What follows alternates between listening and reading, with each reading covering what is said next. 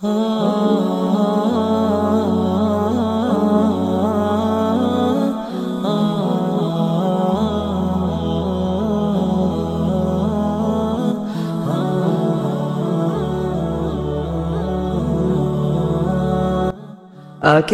akan menceritakan kisah tentang nabi-nabi Allah.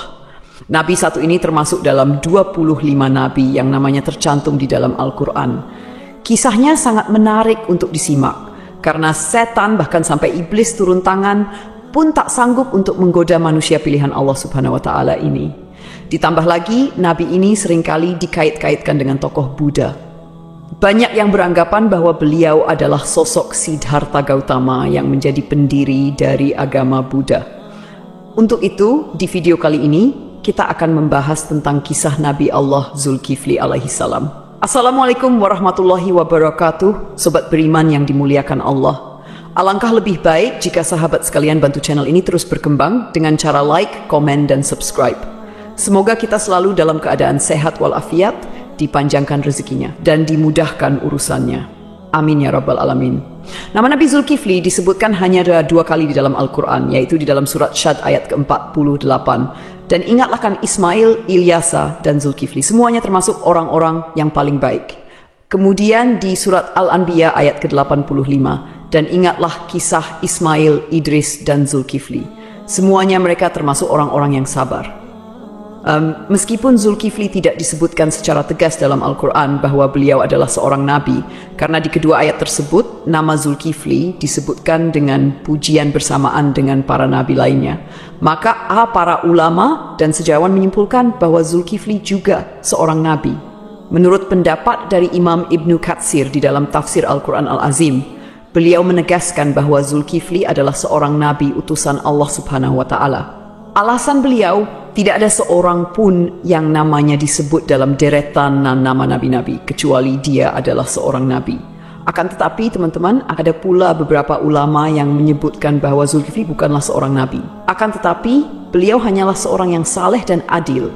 Di antara sekian banyak ulama yang berpendapat demikian adalah Imam Ibnu Jarir At-Tabari. Teman-teman, Zulkifli bukanlah nama sebenarnya. Itu adalah sebuah julukan atau nama kehormatan yang diberikan untuk seseorang. Di dalam kitab Ibnu Katsir, nama asli dari Zulkifli adalah Bashar atau Bashar. Disebutkan juga di sana bahwa Nabi Zulkifli adalah putra dari Nabi Ayub alaihissalam. Jadi nasab beliau adalah Bashar bin Ayub. Nasab lengkapnya adalah Bashar bin Ayub bin Amus bin Tawaf bin Rum bin Aish bin Ishaq bin Ibrahim al-Khalil. Beliau hidup sekitar abad ke-16 sampai abad ke-15 sebelum Masehi dan diutus Allah Subhanahu wa Ta'ala kepada suatu kaum yang bernama Arami atau Amori.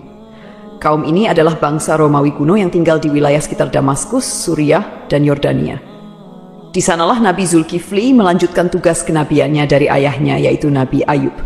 Ini adalah pendapat dari Imam Ibnu Katsir. Namun, para ulama lain ada yang berbeda pendapat tentang kapan masa diutusnya Nabi Zulkifli ini. Kalau menurut Imam Ibnu Jarir At-Tabari, Nabi Zulkifli adalah penerus dari Nabi Ilyasa yang hidup sekitar abad ke-9 Masehi. Namun, antara Imam Ibnu Katsir dan Imam At-Tabari sama-sama menyebutkan bahwa Nabi Zulkifli adalah salah seorang raja di negeri Syam. Kisahnya begini, teman-teman. Ada sebuah negeri di Syam yang dipimpin oleh seorang raja saleh. Raja ini merupakan salah seorang nabi yang diutus Allah Subhanahu wa Ta'ala. Beliau bernama Raja Ilyasa atau Nabi Ilyasa. Ketika itu Nabi Ilyasa sudah sangat tua dan beliau tidak memiliki anak laki-laki sebagai penerusnya. Maka ketika itu Nabi atau Raja Ilyasa mengumpulkan rakyatnya di suatu tempat. Kemudian Nabi Ilyasa berkata, "Wahai kaumku, saat ini aku sudah sangat tua dan tidak memiliki pengganti di kerajaan ini. Aku akan menunjuk salah seorang di antara kalian untuk menjadi penggantiku selagi aku masih hidup dan agar aku bisa melihat bagaimana kerjanya. Siapa yang mau menerima 3 hal dariku, maka aku akan tunjuk dia sebagai penggantiku. Yang pertama, selalu berpuasa di siang hari. Yang kedua, selalu salat pada malam hari. Dan yang ketiga, dia tidak pernah marah seumur hidupnya. Siapakah dari kalian yang mau?" Makanya, orang-orang dari kaumnya merasa tak sanggup melakukannya.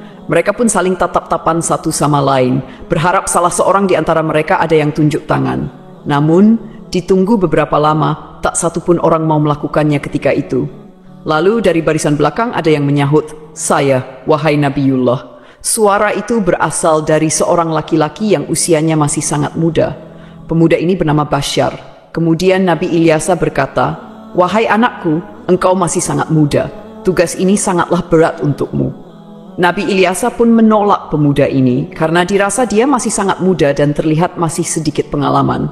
Keesokan harinya, di tempat yang sama dan dengan orang-orang yang sama, Nabi Ilyasa berseru hal yang sama lagi kepada kaumnya.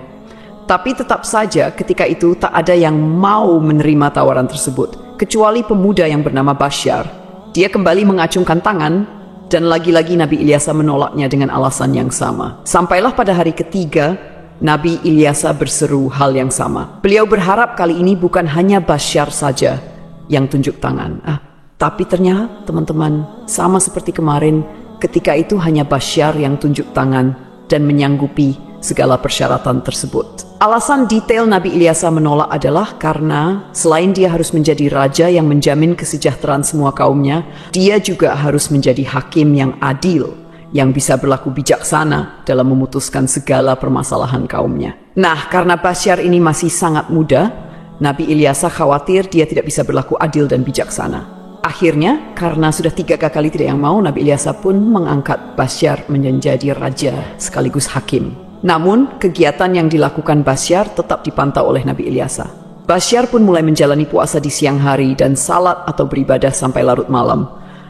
Sehari-hari, dia juga selalu menahan amarahnya. Nabi Ilyasa kagum dengan pemuda ini. Tak disangka-sangka, dia sanggup menjalani semua persyaratan itu. Dia juga luar biasa bijak dalam menyelesaikan segala masalah di dalam kaumnya. Nabi Ilyasa bangga kepada Basyar yang telah menepati janji-janjinya. Karena itu, Basyar diberikan julukan Zulkifli, yang artinya sanggup, karena kesanggupannya menjalankan semua persyaratan. Ditambah lagi, dia selalu berlaku adil dan bijaksana. Sobat beriman yang dimuliakan Allah, kisah naiknya Zulkifli atau Basyar menjadi raja disampaikan oleh Imam Ibnu Katsir di dalam kitabnya yang berjudul Qisasul Anbiya. Hanya saja nama rajanya berbeda, bukan Nabi Ilyasa, melainkan di sana dituliskan raja itu bernama Yasa. Lain halnya di dalam kitab Ibnu Jarir, beliau menuliskan bahwa raja pada masa itu adalah Nabi Allah Ilyasa. Seiring berjalannya waktu, Nabi Ilyasa pun meninggal dunia. Kini Raja Zulkifli tak ada lagi yang memantau. Sepeninggal Ilyasa, Nabi Zulkifli memimpin negeri Syam dengan sangat baik. Zulkifli sangat mementingkan urusan rakyatnya daripada urusan dirinya dan keluarganya. Beliau memegang teguh janjinya untuk selalu berpuasa di siang hari, beribadah di malam hari, dan tak pernah sekalipun marah. Zulkifli selalu sabar dalam keadaan apapun. Di sisi lain, iblis kesalehan dan kebaikan Nabi Zulkifli dalam memimpin rakyatnya, serta begitu kuatnya dia memegang janji. Maka iblis pun tak tinggal diam. Kemudian iblis mengutus tentaranya, yaitu setan-setan yang sangat kuat, untuk menggoda Zulkifli supaya minimal goyah sedikit keimanannya. Berkali-kali iblis mengutus setan untuk menggoda, berkali-kali pula mereka gagal. Tak ada satupun setan yang berhasil menggoda Nabi Zulkifli ini. Akhirnya, iblis berinisiatif untuk turun tangan langsung menggoda Nabi Zulkifli. Dia pun mulai mencari waktu yang tepat. Teman-teman, di dalam kerajaan Nabi atau Raja Zulkifli ini, setiap harinya beliau sibuk dengan urusan kerajaannya. Setiap hari jadwal beliau dari pagi sampai siang adalah berangkat ke pengadilan di negeri itu untuk menjadi hakim dan menyelesaikan masalah-masalah rakyatnya.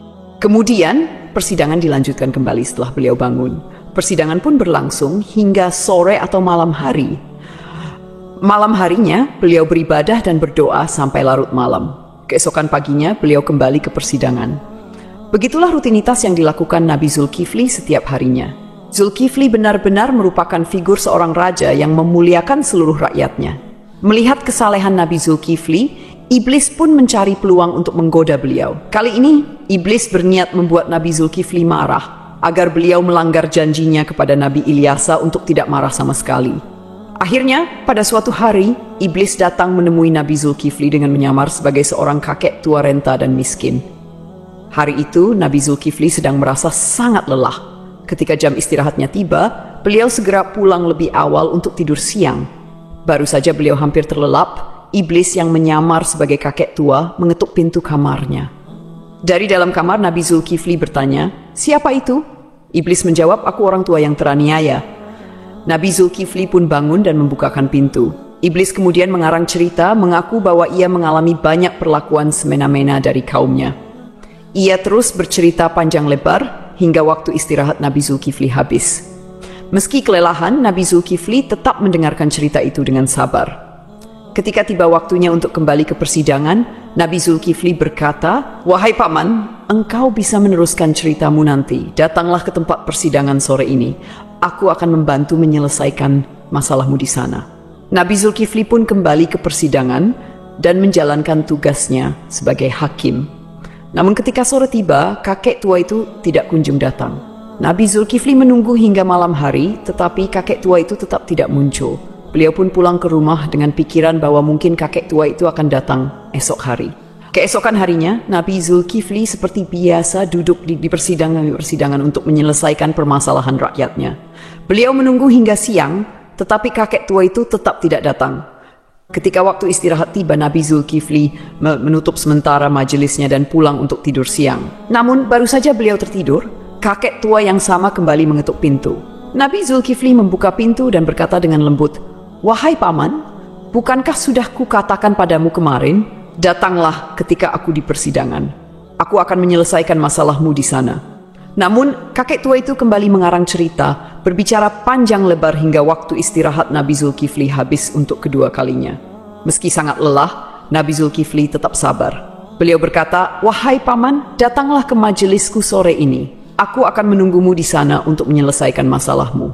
Kakek tua itu pergi dan Nabi Zulkifli kembali ke persidangannya. Karena tak sempat istirahat, beliau tampak sangat lelah dan mengantuk. Ketika sore tiba, Nabi Zulkifli mencari kakek tua itu di tempat persidangan, tetapi kakek tua itu tidak datang lagi. Nabi Zulkifli berdoa kepada Allah Subhanahu wa Ta'ala agar diberikan kesabaran dan keteguhan hati sehingga beliau tidak marah. Pada hari ketiga, ketika waktu istirahat tiba, Nabi Zulkifli pulang dengan cepat. Hari itu, beliau merasa sangat lelah, bahkan lebih lelah dari hari sebelumnya. Ketika waktu istirahat tiba, beliau menyampaikan pesan kepada para penjaganya, "Jangan biarkan siapapun mendekati pintu ini. Aku ingin tidur. Hari ini aku sangat lelah." Baru saja Nabi Zulkifli tertidur, iblis yang menyamar sebagai kakek tua kembali datang dan mengetuk pintu. Namun, penjaga pintu dengan tegas berkata, "Hai paman, raja sedang istirahat. Beliau tidak ingin diganggu." Kakek itu berusaha memaksa masuk dengan alasan, "Aku sudah memiliki janji dengan raja untuk bertemu hari ini." Namun, penjaga tetap tidak mengizinkannya dan memintanya menunggu hingga waktu istirahat selesai. Iblis pun pergi, tetapi kemudian dia menemukan sebuah lubang di atas kamar Nabi Zulkifli. Melalui lubang itu, iblis memanjat dan masuk ke dalam kamar Nabi Zulkifli yang sedang tertidur. Iblis mendekati Nabi Zulkifli untuk membangunkannya dengan tujuan membuat beliau marah. Saat terbangun, Nabi Zulkifli melihat kakek tua itu dan bertanya, "Hai paman, apa yang kau lakukan di kamarku? Bukankah aku telah menyuruhmu untuk menemuiku di persidangan?" Hampir saja Nabi Zulkifli marah, tetapi beliau menahan amarahnya dengan sekuat tenaga.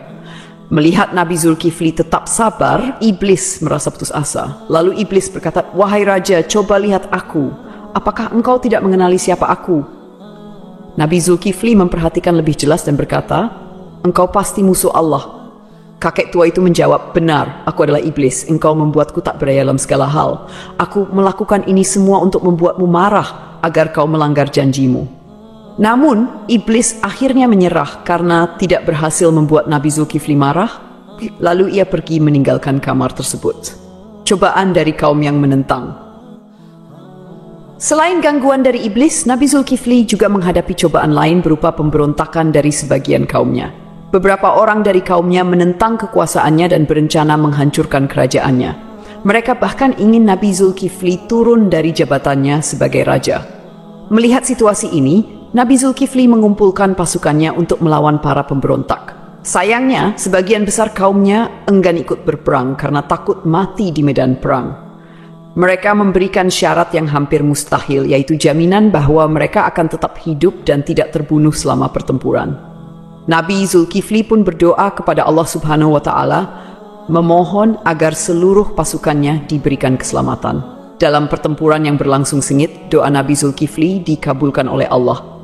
Tidak ada satupun anggota pasukannya yang gugur, dan pasukan Nabi Zulkifli berhasil meraih kemenangan. Keberhasilan memimpin kerajaan Setelah kemenangan itu, kerajaan Nabi Zulkifli menjadi lebih tentram dan sejahtera. Nabi Zulkifli memimpin dengan keadilan dan kebijaksanaan, menjalani hidup dengan sederhana, serta selalu mementingkan kesejahteraan rakyatnya. Beliau dikenal sebagai pemimpin yang sabar, tidak pernah marah, dan selalu memegang teguh janjinya.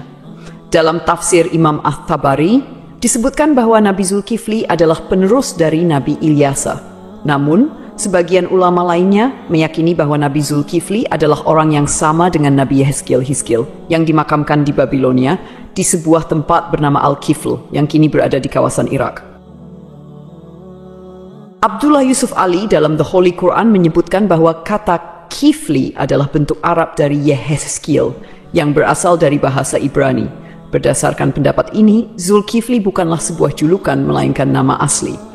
Terlepas dari kebenaran pendapat ini, para ulama seperti At-Tabari, Ibnu Katsir, Ibnu Ishaq, dan Ibnu Qutaibah sepakat memandang Yehezkiel sebagai Nabi Allah. Ibnu Katsir bahkan mengisahkan Nabi Zulkifli dan Nabi Yehezkiel sebagai dua cerita yang berbeda.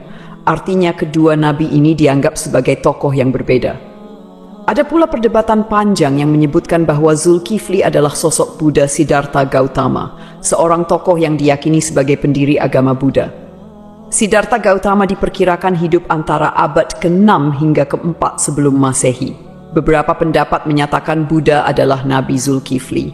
Ada juga yang menghubungkannya dengan Nabi Idris, dan bahkan ada yang menyebut Buddha adalah Nabi Khidir. Pendapat ini salah satunya didasarkan pada anggapan bahwa kata Kifli adalah bentuk Arab dari kata Kapil, kependekan dari Kapilawastu, yaitu ibu kota Sakya dan tempat tinggal Siddhartha Gautama sebelum meninggalkan istana.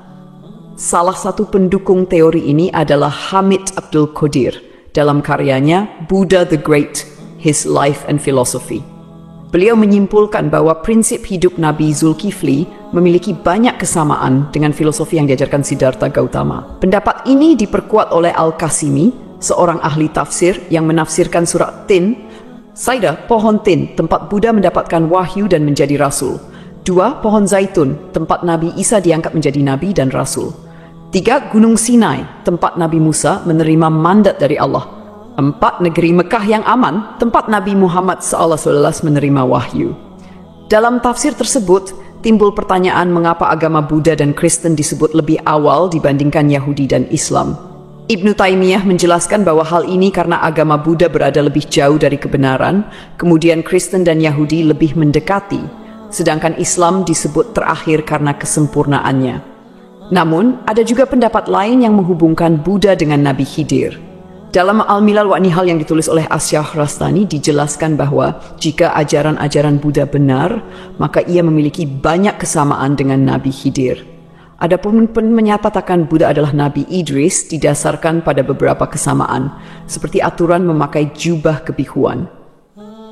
Dalam kitab Mustadrak Al-Hakim dari Ibnu Abbas disebutkan bahwa menjahit adalah salah satu keahlian Nabi Idris. Dikatakan bahwa Nabi Daud adalah seorang pembuat perisai, Nabi Adam seorang petani, Nabi Nuh seorang tukang kayu, Nabi Idris seorang penjahit, dan Nabi Musa seorang penggembala. Sementara itu, Siddhartha Gautama yang dikenal sebagai Buddha adalah seorang pangeran putra Raja Sudodana.